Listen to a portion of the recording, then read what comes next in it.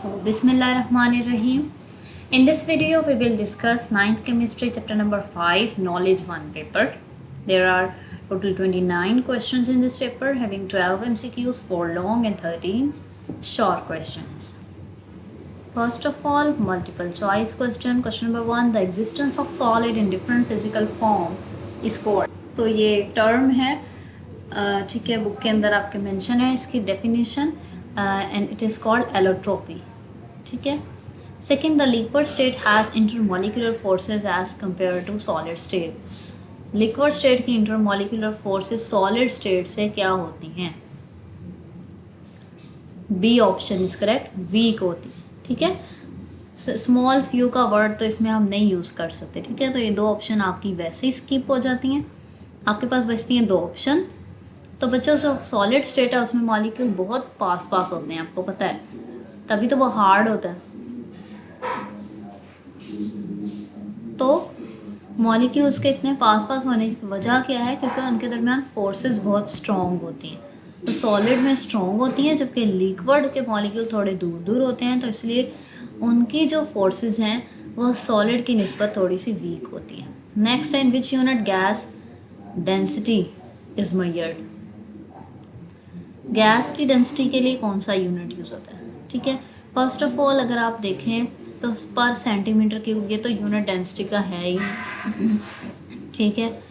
तो डेंसिटी के लिए यूनिट यूज़ नहीं हो सकता, इसलिए क्रॉस हो जाएगा. बाकी तीनों हम कह सकते हैं डेंसिटी में यूज़ हो रहे हैं, लेकिन ए ऑप्शन देखें तो मिलीमीटर भी कभी भी डेंसिटी के लिए यूज़ नहीं होता. मिलीमीटर ज़्यादातर डिस्टेंस वगैरह में हो सकता है, मगर इस तरह वॉल्यूम और डेंसिटी वगैरह के लिए नहीं हो सकता. इसलिए A option is also incorrect, completely incorrect. अब आपका सी और डी ऑप्शन है. ठीक है. ये दोनों ही डेंसिटी के लिए यूज़ हो सकते हैं, लेकिन जो गैस है, क्योंकि गैसेस हल्की होती हैं बहुत ज़्यादा, इनके मॉलिक्यूल्स में डिस्टेंस बहुत ज़्यादा होता है, तो इस वजह से इनके लिए छोटा यूनिट यूज़ होता है, यानी ग्राम पर decimetre cube. Decimetre cube is a small unit as compare to centimetre cube. That's why gas के लिए सी ऑप्शन इज करेक्ट. ठीक है. और ये वाला यूनिट यूज़ होता है सॉलिड और लिक्विड्स के लिए. नेक्स्ट है, rate of diffusion of gas depend upon. ठीक है. डिफ्यूजन किस पे डिपेंड करती है? ठीक है. तो गैस की जो डिफ्यूजन है उसके मॉलिक्यूलर मास पे डिपेंड करती है. C option. नेक्स्ट है, blood pressure of a healthy person is. ये आपके पिंक बॉक्स के अंदर मेंशन है चैप्टर में. ठीक है.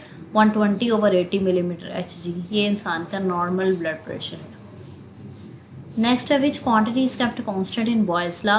बॉयल्स लॉ में हमारे पास कौन सी क्वांटिटी को कांस्टेंट रखा जाता है? इसमें बचा डी ऑप्शन, तो बिल्कुल ही इनकरेक्ट है. डेंसिटी इसमें नहीं आ सकता. ठीक है. क्योंकि डेंसिटी का इन लॉज में कोई लेना देना नहीं था. ठीक है. अब अगर आप देखें बी और C, pressure volume, Boyle's law इन दोनों के दरमियानी रिलेशनशिप है pressure volume, but pressure volume इसमें चेंज होते रहते हैं. तो जो चीज़ कांस्टेंट रहती है वो है temperature. So A option is correct.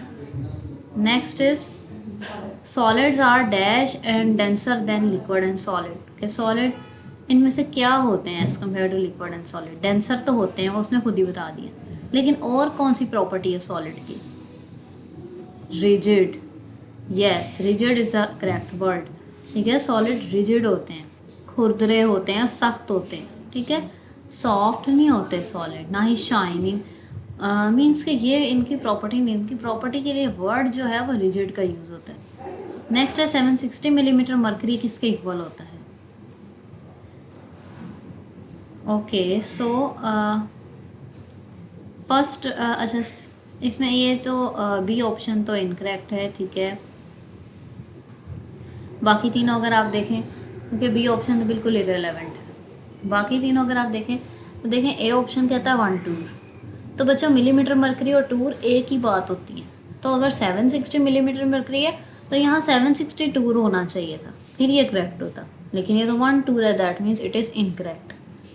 और इन दोनों में से अगर आप देखें तो 1 पास्कल के अंदर तो ठीक है नहीं होते, इसलिए भी इनकरेक्ट है. लेकिन 1 ATM के अंदर 760 मिलीमीटर मरकरी यानी 762 होते हैं. 1 ATM is the right answer. D option.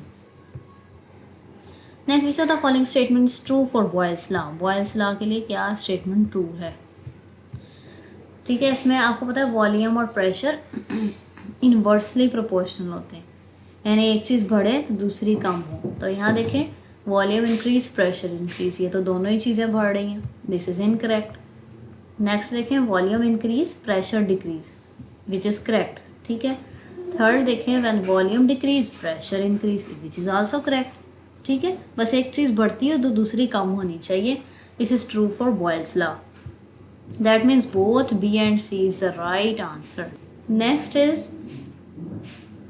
normal body temperature of human beings is human being का टेम्परेचर क्या है? हमारा बॉडी टेम्परेचर है 37 degree C is a normal, A option is correct. Diffusion is increase by increasing, diffusion is increase by increasing. ये क्या चीज़ है जिसको बढ़ा दें तो डिफ्यूजन भी बढ़ जाती है?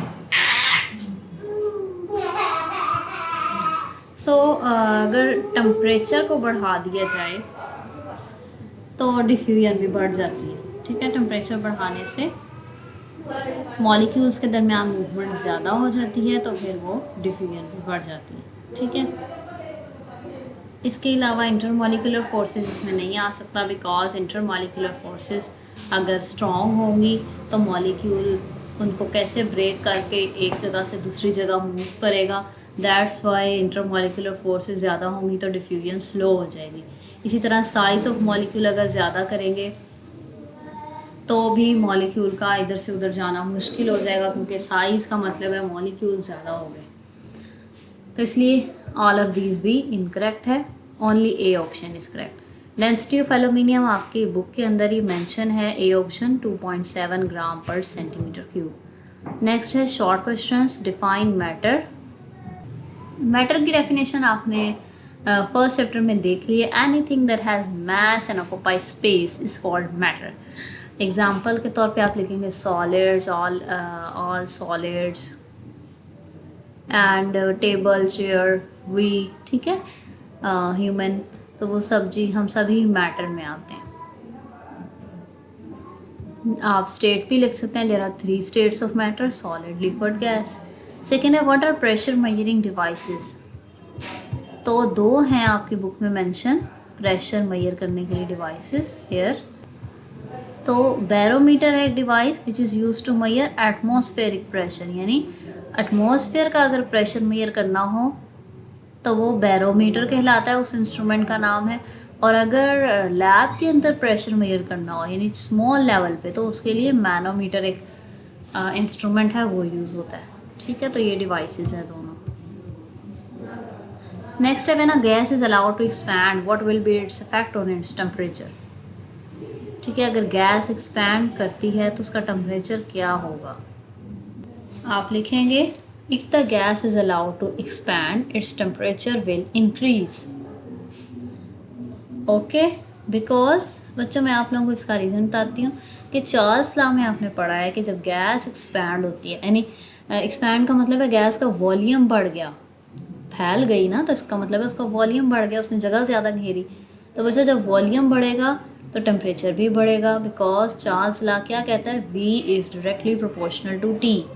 ठीक है, नेक्स्ट है what is freezing point of diethyl ether and ethyl alcohol. तो आपके पास यहाँ पर लिक्विड्स के फ्रीजिंग पॉइंट्स मेंशन हैं। सो ये फ्रीजिंग पॉइंट है, इसमें डाईथाइल ईथर और इथाइल अल्कोहल के लिखे हुए हैं। Freezing point -116 degree C diethyl ether and -115 degree C ethyl alcohol. यानी कि आप टेबल्स भी अगर बुक के याद करेंगे तो अच्छी बात होगी। नेक्स्ट है what is the comparison of densities of solid, liquid and gases. इसमें आपके पास है जी सॉलिड, लिक्विड और गैस की जो डेंसिटी का है वो आपके पास गैस वाले टॉपिक में आपको मिलेगा, हेयर डेंसिटी ऑफ गैसेस। इसमें उसने हम तीनों का ही कंपैरिजन किया। ठीक है, तो ये आप सारा इसमें मेंशन करेंगे और मैं इसको एक्सप्लेन कर दूंगी जब लॉन्ग क्वेश्चन में भी आएगा। ठीक है, वहाँ से आपको एक्सप्लेन कर दूंगी। नेक्स्ट है जी write the molecular formula of sulphur molecule S8। ठीक है, ये इसका फार्मूला है। एस के साथ आपने सबस्क्रिप्ट में छोटा सा 8 लिखना है। नेक्स्ट है define freezing point. Okay, so यहाँ पे आपके पास है फ्रीजिंग पॉइंट की डेफिनेशन। हियर द टेम्परेचर, यहाँ आप लिखेंगे the temperature at which liquid and solid coexist in dynamic equilibrium, it is called freezing point. ठीक है, फॉर एग्जाम्पल आप लिखते हैं freezing point of water is 0 degree Celsius. Next is what is effusion. तो अच्छा, freezing point को भी मैं लॉन्ग क्वेश्चन में आएगा, ये आपको डिटेल्स एक्सप्लेन हो जाएगा। इफ्यूजन जो है उसकी डेफिनेशन आपके पास है गैस वाले टॉपिक में। Here it is escaping of gas molecule through a tiny hole into a space with lesser pressure। ठीक है, for example when a tire gets punctured, air effuses out। ठीक है, इसको भी लॉन्ग क्वेश्चन के अंदर एक्सप्लेन कर दूंगी डिटेल से। Net is a what is standard atmospheric pressure. So here is the definition. It is defined as a pressure exerted by a mercury column of 760 mm height at sea level। Okay, so ये definition है। साथ में आप इसके ये थोड़े से expression लिखेंगे कि 1 atm is equals to 762 is equals to 101.325 pascal. At least आप ये और 1 atm ये 3 वैल्यूज़ आप ज़रूर मेंशन करेंगे। Next है जी, what will happen if pressure on a sample of gas is raised 3 times and its temperature is remain constant। So pressure 3 times increase कर दिया जाए तो आप इसको इस तरीके से लिखें। ये देखें, अगर पहले तो आप लिखें फार्मूला क्या है। बॉयल्स लॉ में आपने पढ़ा हुआ है formula PV is equals to K। सो उसने कहा अगर प्रेशर 3 टाइम्स बढ़ाया जाए तो फिर क्या होगा, यानी वही पूछ रहा है कि वॉल्यूम के साथ फिर क्या होगा। टेम्परेचर तो है ही कांस्टेंट, बॉयल्स लॉ में ही टेम्परेचर कांस्टेंट होता है। ठीक है, तो आप वॉल्यूम निकालना चाहते हैं तो P जो है यहाँ मल्टीप्लाई हो रहा था V के साथ, अगर मैं इसको इक्वल के उस साइड पे लेके जाना चाहती हूँ तो यहाँ पे आके डिवाइड हो जाएगा। ओके, सो अच्छा, पहले वॉल्यूम की वैल्यू ये थी जी K/P थी। ठीक है, अब सडनली मैंने प्रेशर को 3 गुना बढ़ा दी, यानी प्रेशर पहले P था अब 3P हो गया। ठीक है, तो अब इसको हम कैसे लिखेंगे K/3P। ठीक है, तो इसका मतलब है अगर मैं इसको इस तरीके से लिख लूँ 1/3 और ब्रैकेट लगा लूँ K/P, बात तो एक ही है ना। ठीक है, दैट मीन्स ये K/P क्या है, ये इसका पहला वॉल्यूम है। देखें यहाँ पे ये वॉल्यूम था ना, पिछला वॉल्यूम गैस का ये था और अब गैस का वॉल्यूम उस वॉल्यूम की निस्बत 1/3 हो गया है। ठीक है, यानी अगर आप गैस का प्रेशर 3 टाइम्स इंक्रीज करें तो वॉल्यूम 3 टाइम डिक्रीज हो जाएगा। ठीक है, वॉल्यूम पहले की निस्बत 1/3 हो जाएगा। सो ये आप लिखेंगे the pressure on a sample of gas is raised 3 time its temperature is kept constant, the volume of the gas will reduce to 3 times, या फिर volume of the gas will be reduced by 1/3 of its original volume। इस तरह लिखेंगे। ठीक है, next define vapour pressure. सो यहाँ पे आपके पास लिक्विड की प्रॉपर्टीज़ में आएगा। Here is a vapor pressure। The pressure exerted by the vapors of a liquid at equilibrium with the liquid at a particular temperature is called vapor pressure of a liquid। ठीक है, इसका मतलब क्या है कि बच्चे वेपर्स का pressure, नाम से ही पता चल रहा है वेपर्स का प्रेशर। ठीक है, एक लिक्विड को आप हीट करते हैं, ठीक है, उसके वेपर बनते हैं, टाइम आता है उसके वेपर बनते हैं। तो अगर वो क्लोज कंटेनर हो, like I will show you. ठीक है, एक लिक्विड है जिसको हम हीट कर रहे हैं और वो ऊपर से बंद है, उसका ढक्कन लीड ऊपर से बंद है, ये लिक्विड है। ठीक है, नीचे से हम उसको हीट कर रहे हैं तो क्या होगा, एक टाइम आएगा इसके वेपर्स बनेंगे। अब वेपर्स बाहर तो जा नहीं सकते, सो वेपोरेशन नहीं हो रही, तो ये वेपर्स यहाँ पर ही घूमते रहेंगे, लेकिन ये वेपर्स जो है लिक्विड की सरफेस पे कुछ प्रेशर लगा रहे होंगे, ठीक है।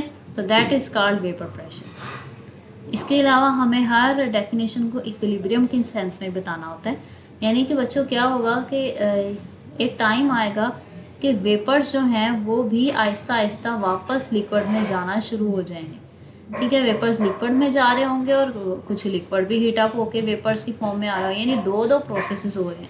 लिक्विड वेपर्स बन रहे हैं, वेपर्स लिक्विड बन रहे हैं, साथ साथ ही दोनों प्रोसेस हो रहे हैं। एक टाइम आएगा जब इन दोनों प्रोसेसेस की स्पीड इक्वल हो जाएगी, तो इसमें इक्विलिब्रियम आ जाएगा लिक्विड के दरमियान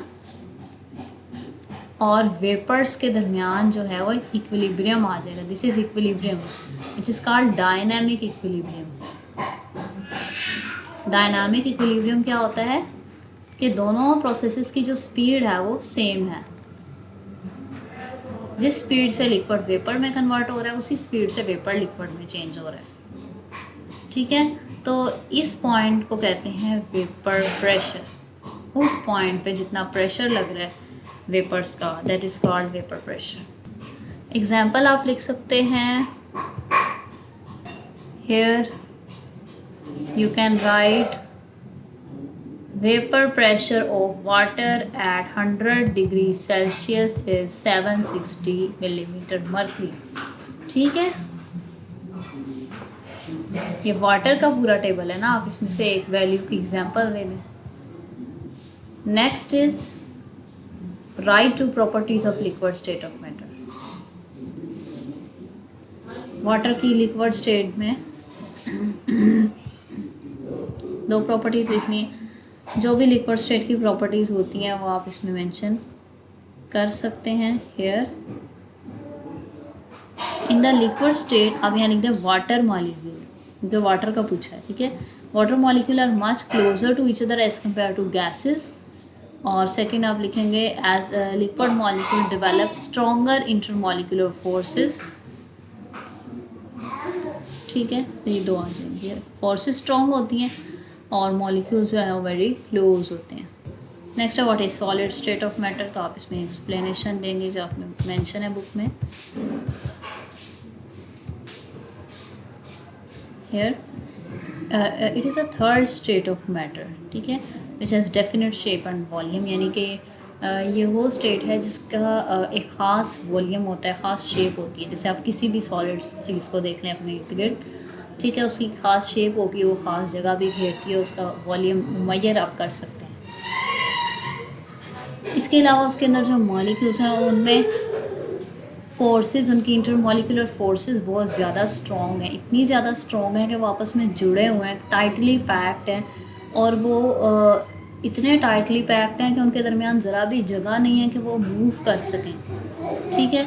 इसलिए उनकी कोई काइनेटिक एनर्जी नहीं होती, बल्कि वो वाइब्रेशनल मोशन करते हैं, यानी बस एक ही जगह पे वो वाइब्रेट करते रहते हैं, इससे ज़्यादा वो मूव नहीं कर सकते। और ये डिफ्यूज़ भी नहीं करते, डिफ्यूजन वाली प्रॉपर्टी भी नहीं शो करते, क्योंकि डिफ्यूजन तो है एक जगह से दूसरी जगह जाना, तो ये तो एक जगह से हिल नहीं सकते, इतने क्लोज होते हैं, तो ये कैसे डिफ्यूज़ करेंगे, ठीक है। तो ये आपके पास सारा आ जाएगा जी। ई-बीप्स तालीम तरबियत और इम्तहानों की तैयारी का जदीद और अपनी किस्म का एक मुनफरिद निज़ाम है जो आपको घर बैठे ऑनलाइन तरीके से ना सिर्फ इम्तहानों की तैयारी खसूसी अंदाज में करवाता है, बल्कि ये भी बताता है कि आपकी अब तक की तैयारी का मायार क्या है, तैयारी में क्या क्या खामियां हैं, ये खामियां कौन सी किताब के कौन से हिस्से में हैं, कौन सी गलती आप बार बार दोहराते हैं और अब तक के दिए गए पर्चों में आप ये गलती कितनी बार दोहरा चुके हैं, और किस किस सवाल में आपने ये गलती दोहराई है, इस गलती को दूर कैसे किया जा सकता है। इसके अलावा पर्चे हल करने की तरकीब यानी प्रेजेंटेशन में क्या क्या गलतियां बार बार दोहराते हैं और अब तक के दिए गए पर्चों में वो गलतियां कितनी बार दोहरा चुके हैं, और किस किस पर्चे में आपने ये गलती दोहराई है और इस गलती को दूर कैसे किया जा सकता है। आपकी लिखाई यानी हैंड राइटिंग का मायार क्या है और उसको कैसे बेहतर किया जा सकता है। Next is long questions. What is curing with salt to preserve meat? ये आपके पास जो लास्ट होता है चैप्टर का साइंस सोसाइटी उसमें से आया हुआ है। Curing with salt to preserve meat, ठीक है। इसमें डिस्क्रिप्शन सिंपल ये है कि सॉल्ट को यूज़ किया जाता है गोश्त को सेव करने के लिए। तो उसमें क्या किया जाता है कि बहुत ज़्यादा अमाउंट में सॉल्ट गोश्त पे लगा दिया जाता है, ठीक है। जो सॉल्ट है उसका फ़ायदा ये होता है कि जितने बैक्टीरिया अगर हैं, पुट्रीफाइंग बैक्टीरिया का वर्ड लिखा है। पुट्रीफाइंग बैक्टीरिया एक बैक्टीरिया की टाइप है जो कि गोश्त के ऊपर ज़्यादातर एक्ट करती है, कि डेड एनिमल पे, डेड प्लांट पे, यानी उसके गोश्त पे प्रोटीन्स को ब्रेक डाउन करती है। तो बैक्टीरिया की वो टाइप पुट्रीफाइंग बैक्टीरिया कहलाती है।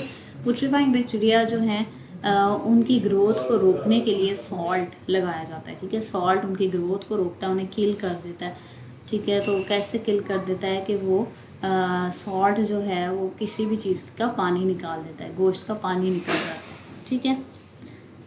तो इसी तरह से लेकिन जो सॉल्ट है उसकी कंसंट्रेशन, सॉल्ट का सोल्यूशन बनाया जाता है वाटर में और फिर उसको उसके ऊपर लगाया जाता है, ठीक है। और कितना सोल्यूशन, 20% का सोल्यूशन बनाना है, यानी 20 ग्राम अगर सॉल्ट है तो 100 ग्राम पानी के अंदर 20 ग्राम नमक डाल के तो वो सोल्यूशन जो है वो लगाया जाता है गोश्त के ऊपर, ठीक है।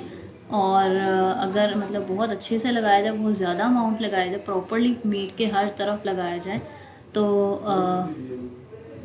वो सॉल्ट से ही जो है मीट में बहुत सारे बैक्टीरिया वगैरह बच सकते हैं कि वो उस मीट में ना आए। Next is right a detail note on evaporation, right factors affecting evaporation. Okay, so evaporation में क्या होता है कि एक लिक्विड स्टेट का गैस में चेंज होना। लिक्विड स्टेट को हीट किया जाता है और वो एक वक्त आता है वो गैस में चेंज हो जाती है, दिस इज कॉल्ड एवेपोरेशन। जैसे पानी को आप गर्म करोगे भाप बन जाएगा, दिस इज कॉल्ड एवेपोरेशन, ठीक है। लेकिन अगर गैस को लिक्विड में चेंज किया जाए तो गैस के मॉलिक्यूल इतने दूर दूर होते हैं, उन्हें इकट्ठा करना पड़ेगा ताकि वो लिक्विड बने। कंडेंस इज कॉल्ड इकट्ठा करना, दैट मीन्स गैस को फ्रीज करेंगे तो फिर वो कंडेंस होगी, फ्रीज होगी, इकट्ठी होगी, फिर वो लिक्विड में चेंज होगी, ठीक है। तो गैस को अगर लिक्विड में चेंज किया जाए तो उस प्रोसेस को कहते हैं कंडेंसेशन, ठीक है। Here condensation, reverse of evaporation is called condensation in which a gas changes to liquid. अच्छा, इसके अलावा evaporation एक एंडोथर्मिक प्रोसेस है। इसका मतलब है हीट एब्जॉर्ब होती है इसमें, यानी जब भी हम लिक्विड को हीट करके गैस में चेंज करते हैं हमें हीट करना पड़ता है, that's why it's a endothermic process. तो इसके अलावा 1 मोल ऑफ वाटर अगर है तो वो कहता है कि उसको वेपर में कन्वर्ट करने के लिए 40.7 किलो जूल पर मोल एनर्जी लगती है। तो ये इसकी डेल्टा एच नॉट वेपर है, यानी कि हीट ऑफ वेपराइजेशन है। इसके अलावा जो लिक्विड के अब रीज़न क्या है, मैकेनिज़्म क्या है, किस तरह से होती है वेपरेशन, कि बच्चों लिक्विड के मॉलिक्यूल हर वक्त मूव करते रहते हैं, that means they have a kinetic energy, every molecule has a kinetic energy. लेकिन उनमें से ज़्यादातर मॉलिक्यूल की जो एनर्जी होती है काइनेटिक एनर्जी, वो एवरेज काइनेटिक एनर्जी के बराबर होती है। एवरेज मीन्स कि सब मॉलिक्यूल की काइनेटिक एनर्जीज को प्लस करके टोटल नंबर ऑफ मॉलिक्यूल से डिवाइड किया जाए तो जो एनर्जी आती है that is called average energy. तो यानी कि जो एवरेज एनर्जी की वैल्यू है वही ज़्यादातर मॉलिक्यूल्स की एनर्जी की वैल्यू तकरीबन उतनी होती है, यानी एवरेज होती है। लेकिन सिर्फ चंद मॉलिक्यूल होते हैं जिनकी काइनेटिक एनर्जी उस एवरेज से ज़्यादा होती है, दैट मीन्स उन्हें बहुत जल्दी है, उनकी एनर्जी बहुत ज़्यादा है, उन्हें बहुत जल्दी है निकलने की।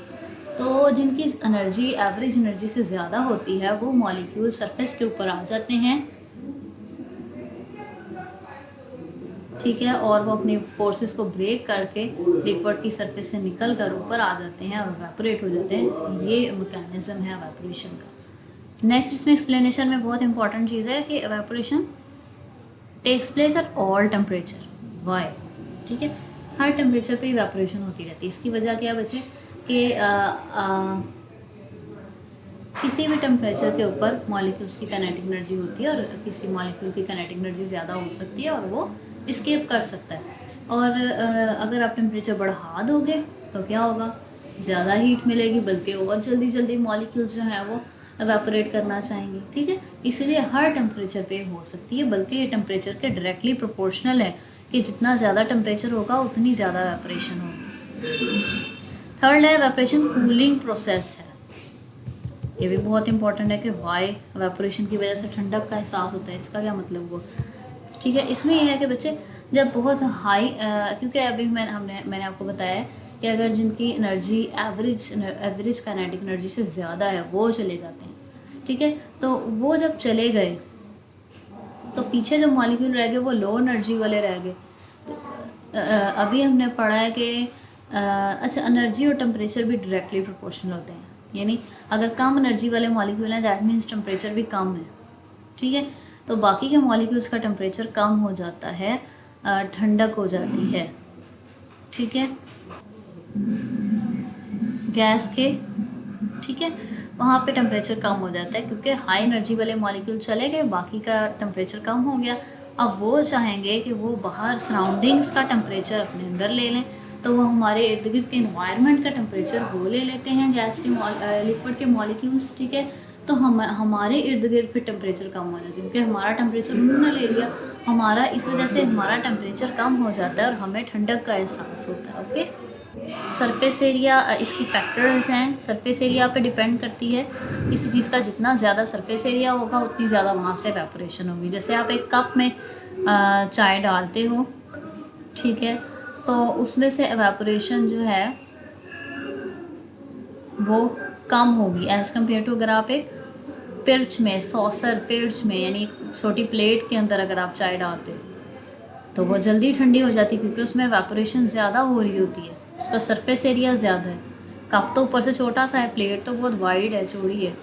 ठीक है, तो इसलिए उसमें सरफेस एरिया ज़्यादा है, तो उसमें से जल्दी मॉलिक्यूल्स निकलते हैं और एवेपोरेशन होती है। टेम्परेचर पे अभी मैंने बता दिया ऊपर कि जितना ज़्यादा टेम्परेचर है उतनी ज़्यादा एवेपोरेशन, वजह क्योंकि हीट करेंगे, मॉलिक्यूल की काइनेटिक एनर्जी ज़्यादा होगी और वो जल्दी जल्दी निकलेंगे। ठीक है, एवेपोरेट होंगे, एस्केप आउट हो जाएंगे। इसी तरह उसने एग्जांपल दिया कि अगर हॉट वाटर कहीं पड़ा होगा तो वो जल्दी एवेपोरेट होगा जब एज़ कम्पेयर टू अगर कोल्ड वाटर होगा।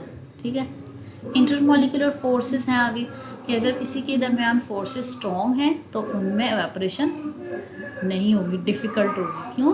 क्योंकि फोर्सेस स्ट्रॉन्ग हैं, लिक्विड के मॉलिक्यूल आपस में बहुत क्लोज हैं, स्ट्रॉन्ग फोर्सेस हैं, तो वो एक दूसरे को नहीं छोड़ेंगे और एवेपोरेट नहीं होंगे। ठीक है, लेकिन अगर उनकी फोर्सेस वीक होंगी तो वो इजीली एक दूसरे को छोड़ के एवेपोरेशन शो करेंगे। इसलिए वाटर, उसने कहा है कि वाटर की फोर्सेस जो है वो अल्कोहल से ज़्यादा स्ट्रॉन्ग होती हैं, वाटर में हाइड्रोजन बॉन्डिंग ज़्यादा स्ट्रॉन्ग होती है। यही वजह है कि वाटर के अंदर एवेपोरेशन होना बहुत थोड़ा सा मुश्किल है, लेकिन अल्कोहल बहुत जल्दी एवेपोरेट हो जाती है। ठीक है, next is what is meant by freezing points. So ये है आपके पास फ्रीजिंग पॉइंट कि लिक्विड्स को कूल किया जाता है। जब लिक्विड्स को ठंडा किया जाता है तो ज़ाहिर है तभी वो फ्रीज़ होंगे ना, सॉलिड में चेंज होंगे। अच्छा, तो लिक्विड और सॉलिड के दरमियान जब इक्विलिब्रियम आता है, जैसे मैंने आपको शॉर्ट क्वेश्चन में इक्विलिब्रियम, जैसे यहाँ लिक्विड वेपर में इक्विलिब्रियम है, ठीक है, उसी तरह बच्चे अगर सॉलिड और लिक्विड के अंदर हो जाए, इक्विलिब्रियम आ जाए, तो उस पॉइंट को, उस टेम्परेचर को कहते हैं फ्रीजिंग पॉइंट। ठीक है, अच्छा, तो बच्चे जो जब लिक्विड को ठंडा किया जाए, ठीक है, तो उनका वेपर प्रेशर कम हो जाता है। ठीक है, क्योंकि जब आप ठंडा करोगे दैट मीन्स कि आप टेम्परेचर कम कर रहे हो, तो उसके जो लिक्विड है उसकी काइनेटिक एनर्जी कम हो रही है, उसके मॉलिक्यूल्स इतने ज़्यादा तेज़ मूव नहीं कर रहे, तो उनके वेपर्स नहीं बन रहे। तो वेपर्स ही नहीं बन रहे तो वेपर प्रेशर भी उनका ज़ाहिर नहीं आएगा, वेपर प्रेशर भी कम हो जाएगा। तो जब हम लिक्विड्स को कूल करते हैं तो वेपर प्रेशर कम हो जाता है। ठीक है, और सॉलिड्स का तो आपको पता है कि वेपर प्रेशर होता ही नहीं है, बहुत ही कम होता है। ठीक है, तो बच्चे जब तक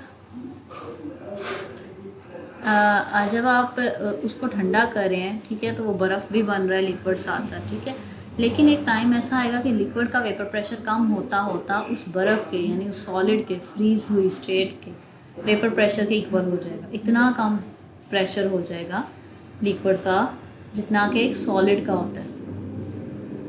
ठीक है, तो वो जो टेम्परेचर होगा that will be called as freezing point.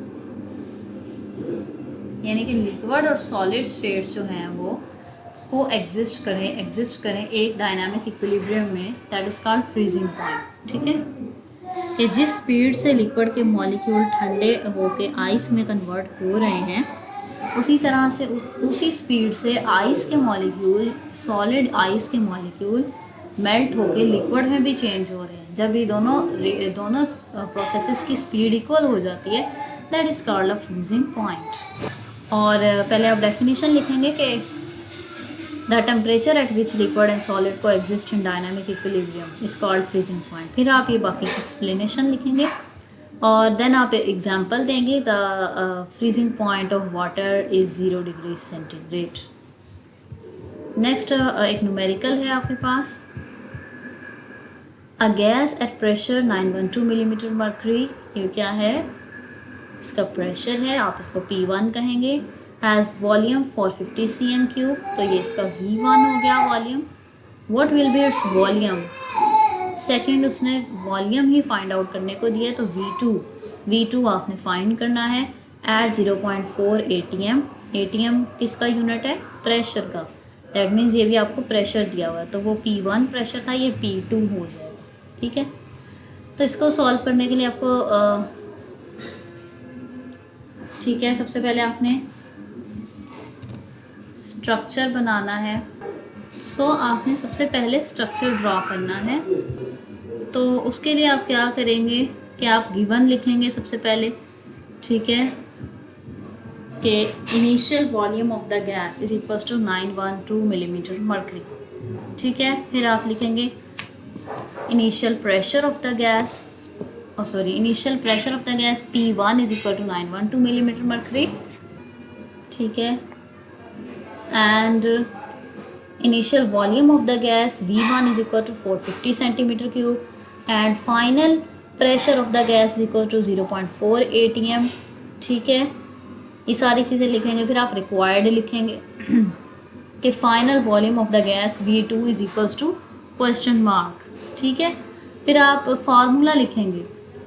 ठीक है, यहाँ पे आपके पास बॉयल्स लॉ लगेगा, क्योंकि उसने P और V की बात की है, तो P और V जो है वो बॉयल्स लॉ में यूज़ होता है। आप लिखेंगे according to Boyle's law P1 V1 is equals to P2 V2। Clear है, ये आपका फार्मूला आएगा। फिर आप सॉल्यूशन लिखेंगे, ये हर स्टेप के आपको मार्क्स मिलेंगे। ठीक है, आप इसके बाद पूरा सॉल्यूशन लिखेंगे और लास्ट में आप यूनिट भी लाजमी मेंशन करेंगे। ठीक है, जैसे अगर आपको क्वेश्चन में ही पहले वॉल्यूम का यूनिट दिया गया है सेंटीमीटर क्यूब, तो आपका जो फाइनल वॉल्यूम आंसर आएगा वो भी आप सेंटीमीटर क्यूब में देंगे। तो सेंटीमीटर क्यूब आपने आंसर में ज़रूर लिखना है, क्योंकि उसका भी आपको मार्क मिलेगा। और उसके बाद आपने रिजल्ट स्टेटमेंट भी एक देनी है कि the final volume of the gas V2 is, जो भी वैल्यू है, दिस सेंटीमीटर क्यूब। ठीक है, तो पूरा आपने करना है, एक स्टेप के आपको मार्क्स मिलेंगे। तो यहाँ पे फ़िलहाल इसका मैं आपको सोल्यूशन बता देती हूँ। ठीक है, हमें V2 फाइंड आउट करना है इसमें से, तो V2 हम यही रहने देते हैं, P1 V1 भी यही रहेगा, लेकिन P2 जो है इसको हम यहाँ से निकाल लाते हैं, क्योंकि जो चीज़ें गिवन है उन सबको एक साइड पे कर देते हैं ना। ठीक है, तो P2 इधर था तो मल्टीप्लाई हो रहा था, जब इक्वल के उस साइड पे आएगा तो डिवाइड हो जाएगा, लाइक दिस। ओके, सो हम इसको इस तरह से भी लिख सकते हैं, P1 V1 over P2। Okay, अब हम इसमें वैल्यूज़ पुट करेंगे। ओके, वैल्यूज़ पुट करने से पहले बच्चे आपको एक प्रेशर जो है वो दिया गया है मिलीमीटर मर्करी में, जबकि दूसरा प्रेशर आपको दिया गया है ATM में। तो आपको ये ज़रूरी है कि दोनों प्रेशर सेम यूनिट में पहले आप कन्वर्ट करें, दोनों के सेम यूनिट लाएं, फिर आप क्वेश्चन को सॉल्व करेंगे तो आपका आंसर सही आएगा। अगर आप उसी तरह वैल्यूज़ डाल देंगे तो आपका आंसर कभी भी करेक्ट नहीं आएगा। ठीक है, तो पहला आपको प्रेशर है 912 मिलीमीटर मर्करी। ठीक है, और सेकंड प्रेशर है 0.4 ATM।